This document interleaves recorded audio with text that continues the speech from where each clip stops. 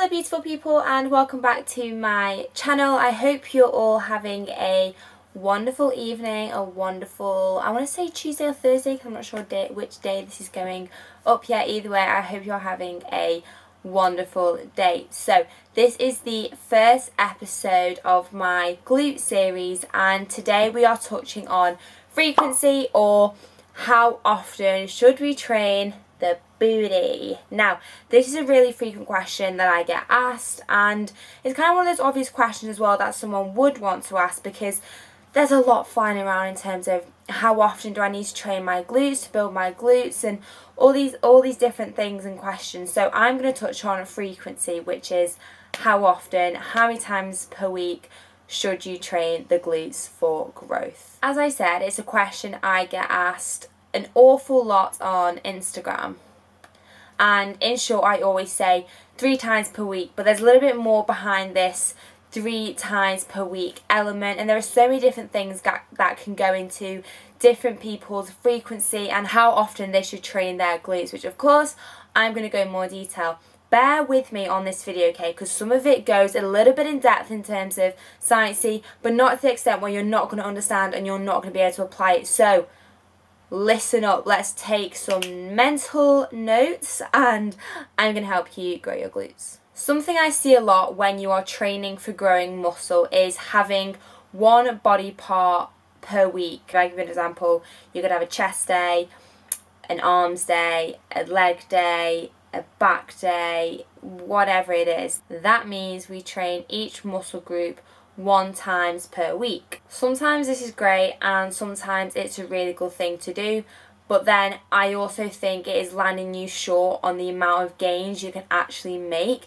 specifically when it comes to glute training. Like, I would never recommend, if you are wanting to grow your glutes, just to train your glutes, your lower body, once per week. I just would never recommend that. Now, I'm briefly going to touch on the SRA curve, and I'm actually going to pop a graph on the screen for you just for your reference so you can understand it a little bit more. And then a lot of the things I'm actually referencing here are from Brett Contreras, who is the glute guy on Instagram, and I've worked very close with Brett over the years via Instagram and email and things like that, and he's been very helpful in the development of my glutes. So a lot of the research that I'm kind of talking about and going through today is coined by Brett, and the research that I've, well, maybe not just coined by him, but the research that I've found that Brett has done has just been so helpful. So I hope what I can relay to you is helpful as well. The S in the SRA stands for stimulus. When you're training, it breaks down the muscles you are training, which is the stimulus for growth. And because of this, the muscle's functional size, and this is the part of the muscle that is still able to contract, actually decreases. The body will then rebuild that muscle, and then obviously in the SRA curve this is known as recovery. After the body is done rebuilding, and then for it to prevent further breakdown of the muscle and to build bigger muscles, adaptations occur. Obviously that is the A of the SRA curve. This basically means that that muscle now is more resistant to future stimulus. Now I just wanted to give you that as an insight because what I'm going to go into when I talk about the glutes is a little bit to do with the SRA curve itself, but predominantly I'm going to talk to you about stretchers, activators and pumpers, which I've spoken to you about before, which I'm going to explain to you in the simplest way possible. This is what you have to know to understand your glutes and your glute training and your own personal frequency. So how often you personally think you should be training the booty. The general rule for the glutes is to train them 1 to 5 times per week, and the happy medium, like I said at the start, is, well, I guess it's 2 to 3 times per week. And you might be thinking to yourself, why is there such a broad range from the 1 to 5 sessions per week? And this is what I said before about the specific exercise selection. Now, coined by Brett, like I said before, the activators, the stretchers and the pumper exercises will play a variable in terms of how many times per week you will be training the glutes. Firstly, stretchers, they cause growth through muscle damage or stretching under load. And examples include, which I'm going to pop on the screen for you anyway, lunges, Bulgarian split squats, RDLs,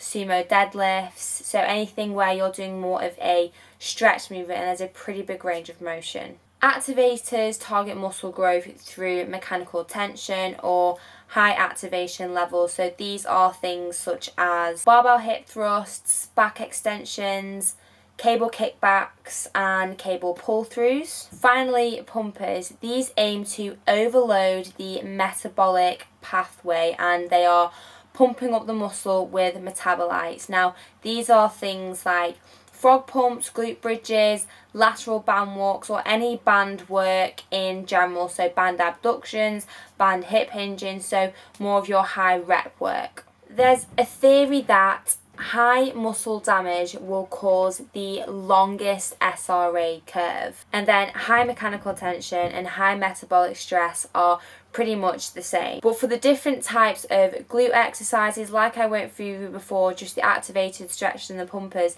their different ranges of motions will depend on how quickly you can recover from certain exercises. So for example, you may be able to recover quicker from a barbell hip thrust, which is an activator, over a barbell back squat, which is a stretcher exercise. All I'm going to do for you now is explain in terms of the stretchers, the activators and the pumpers, how much rest you should have between each of these. Now this is more so aimed at beginners to intermediate trainers, trainees, so 1 to 3 years kind of experience with the gym, with training and things like that. So first things first, the stretcher's SRA curve will peak at 3 to 4 days. This means after a 3 to 4 day period, you should train them again. With your activators, so barbell hip thrust, cable pull-throughs, kickbacks, this is where you can train them again after 2 to 3 days. And finally, pumpers 1 to 2 days. So if you wanted to, you could do pumper exercises every single day and it's not going to have a drastically damaging effect on your training. So you could do frog pumps every single day, you could do glute bridges every single day if you wanted to, whereas your stretchers, so barbell squat, sumo deadlift, you want to give yourself more 3 to 4 days between those. The reason I did this video for you is because it's so important for you to understand how often you personally need to train your glutes. Now this will be different in terms of the actual exercises you put into your session. So for example, I train lower body on a Monday, Thursday and Saturday. Just to give you an example, my Monday session is hamstrings, my Thursday session is glutes, and my Saturday morning session is quads. So they all have different elements. They're all spaced far enough apart for me as an advanced lifter where I know I have enough rest. The only one where it's a little bit more difficult is my Monday, Saturday, because that's only 2 days. I have all Saturday or Sunday, and I try and train Monday afternoon usually, just so I can give myself a bit more of a rest, because on the Monday I do hamstrings and I do RDLs, which is a stretcher. On Saturday I do barbell back squat, which is also a stretcher, so it only gives me like 2.5, 3 days, but as an advanced lifter I know that's okay for me. Whereas bang in the middle of the week on a Thursday I do sumo deadlifts or barbell hip thrust. Usually barbell hip thrust is my main compound, which is an activator and you need 2 to 3 days. So that is absolutely fine for me. As I said, I have quite an old training age for myself now, just in terms of how much I have personally developed over the years, how much I've learned, how much experience I have before training in terms of swimming. So always been like an athletic person, so I do understand quite a lot. I just wanted to tell you and make you understand a little bit more in depth, rather than just saying train the glutes 3 times a week, train the glutes twice a week. I need you to understand the whole reason behind this. I hope it wasn't too confusing. I hope it was okay. This is the first episode, frequency, how often to train the booty, of my glute series. I have coming up why we use bands, like are bands necessary, best exercises for glutes, can you train your glutes at home, does cardio kill the glute gains? You know, just everything you need to know to build a peachy butt. Really hope you enjoyed this video. I love you all. Please give it a thumbs up and subscribe to my channel, and I will see you in my next one. Mwah.